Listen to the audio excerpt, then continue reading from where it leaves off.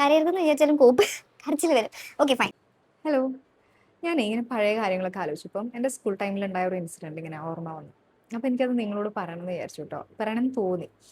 അപ്പം ഞാൻ സ്കൂളിൽ പഠിക്കുന്ന സമയത്ത് ഒരു ആവറേജ് സ്റ്റുഡൻ്റ് ആയിരുന്നു. മാത്സിലൊക്കെ ഞാൻ ഒരു ബിലോ ആവറേജ് ആയിരുന്നു. അത്ര അടിപൊളിയൊന്നും ആയിരുന്നില്ല. പറയാൻ വന്നത് ഇതൊന്നുമല്ല. ഞാൻ പഠിച്ചൊരു കോൺവെന്റ് സ്കൂളാണ്. ഗേൾസ് സ്കൂളായിരുന്നു കേട്ടോ. അപ്പോൾ എല്ലാ ക്ലാസ്സിലും ഉള്ള പോലെ എൻ്റെ ക്ലാസ്സിലും ഒരു പഠിപ്പിസ്റ്റ് ഗ്യാങ് ഉണ്ടായിരുന്നു. നമ്മുടെ സ്മാർട്ട് ഗേൾസ് ടീം. അപ്പോൾ അവരെ ചുറ്റിപ്പറ്റിയിട്ട് നമ്മൾ ഈ ഒരു പൂവിന് ചുറ്റും വണ്ട് എന്ന് പറയുന്ന പോലെ വേറെയും കുറേ കുട്ടികളുണ്ടായിരുന്നു. അപ്പം ഈ പി ടി പീരീഡ് ഉണ്ടാവും, നമുക്ക് weekly once or twice P T period ഉണ്ടാവും. അപ്പോൾ നമുക്ക് പി ടി പീരീഡ് നമ്മളുടെ എല്ലാവരുടെയും ഒരു ആഗ്രഹം, നമ്മളെന്ന് പറഞ്ഞാൽ എന്നെപ്പോലുള്ള ഒരു മിഡിൽ ബെഞ്ചേഴ്സിൻ്റെ ഒക്കെ ഇവരെ കൂടെ കളിക്കണം, ഇവരെ ഗ്യാങ്ങിൽ ചേരണം എന്നൊക്കെയാണ് ഒരു ആഗ്രഹം. അപ്പോൾ ഇവർ പി ടി പീരീഡിൽ ഇവരെന്താണെന്ന് വെച്ച് കഴിഞ്ഞാൽ ഇവരൊരു ടീം സെറ്റ് ചെയ്യും, എന്തെങ്കിലുമൊക്കെ കളികൾ കളിക്കും, ചിലപ്പോൾ ഒളിച്ച് കളിക്കും, അല്ലെങ്കിൽ എന്തെങ്കിലുമൊക്കെ ഒരു കളികൾ കളിക്കും. അപ്പോൾ നമ്മൾ ഇവർ ഈ ടീം സെറ്റ് ചെയ്യുമ്പോൾ അവിടെ നിൽക്കും. ചിലപ്പോൾ ഇവർ നമ്മളെ വിളിക്കും. അപ്പോൾ അന്നത്തെ ദിവസം പി ടി പീരീഡ് ഇവർ ടീമിൽ എന്നെയും ചേർത്തു.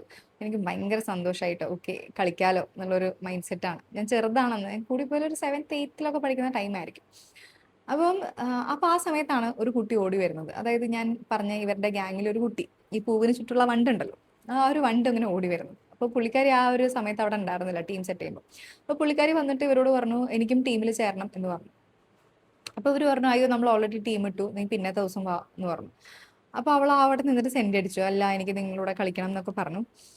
അപ്പം അപ്പം ഞാൻ ഭയങ്കര ഹാപ്പിയാണ്, എനിക്ക് കളിക്കാമല്ലോ. ഞാൻ എന്തായാലും ടീമിൽ നല്ല സെറ്റപ്പിൽ ഞാൻ നിൽക്കുകയാണ്.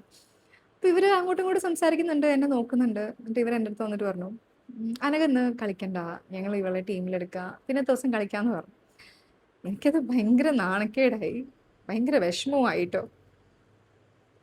അപ്പം ഞാൻ അവിടെ നിന്നില്ല, കാരണം എനിക്ക് ആരുടെയും മുന്നിൽ കരയുന്നത് ഇഷ്ടമില്ല. അപ്പം ഞാൻ വേഗം വാഷ് ഏരിയയിൽ പോയിട്ട് മുഖം ഇങ്ങനെ വാഷ് ചെയ്തുകൊണ്ടേയിരുന്നു. കാരണം കരയുന്ന ആരും കാണരുതല്ലോ, കാരണം ഇവർ കളിക്കാൻ കുട്ടിയില്ല എന്നും പറഞ്ഞിട്ട് ഞാൻ കരഞ്ഞു കഴിഞ്ഞാൽ വേറെ കുട്ടികളെ എന്നെ കളിയാക്കിയാലോ. ഇപ്പോഴും എനിക്കത് പറയുമ്പോൾ സങ്കടം വരും കേട്ടോ. അപ്പോൾ നിങ്ങളെ പലരും വിചാരിക്കും ഈ ഒരു ചെറിയ കാര്യത്തിനാണോ ഇത്ര വിഷമിക്കുന്നതെന്ന്. പക്ഷെ അന്നത്തെ എൻ്റെ ഒരു പ്രായത്തിൽ ഇത് ചെറിയ കാര്യമല്ലായിരുന്നു കേട്ടോ. Okay, set. ഓക്കെ. അപ്പം എനിക്കത് ഭയങ്കര വിഷമമായിട്ടോ. അത് ഞാനിതിവിടെ പറയാനുണ്ടായ കാരണം എന്താണെന്നറിയോ, ആ ഒരൊറ്റ ഇൻസിഡൻ്റ് കൊണ്ടുണ്ടല്ലോ എനിക്ക് ഭയങ്കര വലിയൊരു ട്രോമ ഉണ്ടായി. എനിക്ക് ഈ വലിയ വലിയ ക്രൗഡൊക്കെ കാണുമ്പം എന്താ പറയാ, ഞാൻ ബാക്ക് അടിക്കാൻ തുടങ്ങി, എനിക്ക് പേടിയായി തുടങ്ങി. ലൈക്ക് ആ ഒരു ക്രൗഡിലേക്ക് ഞാൻ ചെല്ലുമ്പോൾ അവരെന്നെ ഇതേപോലെ അവോയ്ഡ് ചെയ്താലോ, അതല്ല എൻ്റെ മനസ്സിൽ തന്നെ ഒരു തോന്നൽ വന്നു, എന്നെ ഒന്നിനും കൊള്ളില്ല, കൂട്ടത്ത് കൂട്ടാൻ കൊള്ളില്ല, അങ്ങനെ ഒരു എന്താ പറയാ ഒരു ബാഡ് വൈബ് അടിച്ചു തുടങ്ങി. കരയരുതെന്ന് വിചാരിച്ചാലും കോപ്പ് കരച്ചിൽ വരും. Okay fine. അപ്പൊ എനിക്ക് ഭയങ്കര ഒരു ട്രോമ ഉണ്ടായി. എനിക്ക് തോന്നി ഒരു ക്രൗഡിലേക്ക് പോകുമ്പോഴൊക്കെ ഞാൻ ഉൾവലിയാൻ തുടങ്ങി. കാരണം ഒരു ക്രൗഡിൽ പോയിട്ട് നമ്മൾ എന്തെങ്കിലും ഒരു ആക്ടിവിറ്റി ചെയ്യുക അല്ലെ എന്തെങ്കിലും ചെയ്യുമ്പം അവർ നമ്മൾ ഇതേപോലെ പുറത്താക്കിയാലോ എന്നൊക്കെ ഉള്ള ഒരു പേടി വന്നു തുടങ്ങി മനസ്സിൽ. കുറേ കാലം അത് ഭയങ്കര വലിയൊരു ട്രോമയായിരുന്നു കേട്ടോ. ഇപ്പോഴും അത് മുഴുവനായിട്ട് ഞാൻ ഓവർകം ചെയ്തെന്ന് വെച്ചാൽ എനിക്ക് അറിയില്ല, ഇല്ലാന്നായിരിക്കും എനിക്ക് തോന്നുന്നത്.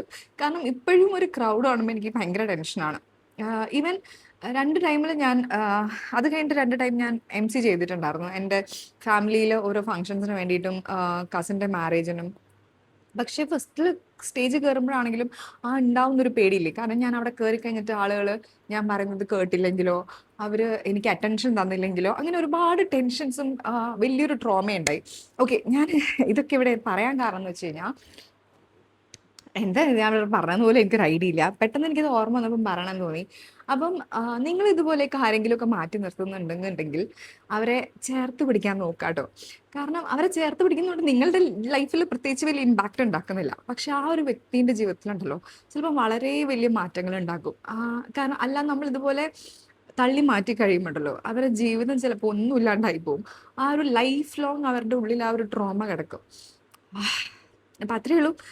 ഞാൻ എൻ്റെ ഒരു വീഡിയോ കൊണ്ട് നിങ്ങളുടെ ആരുടെയെങ്കിലും മനസ്സിൽ എന്തെങ്കിലുമൊക്കെ ഒരു മാറ്റം ഉണ്ടാവുകയാണെങ്കിൽ ഉണ്ടാവട്ടെ. അപ്പം തരാ.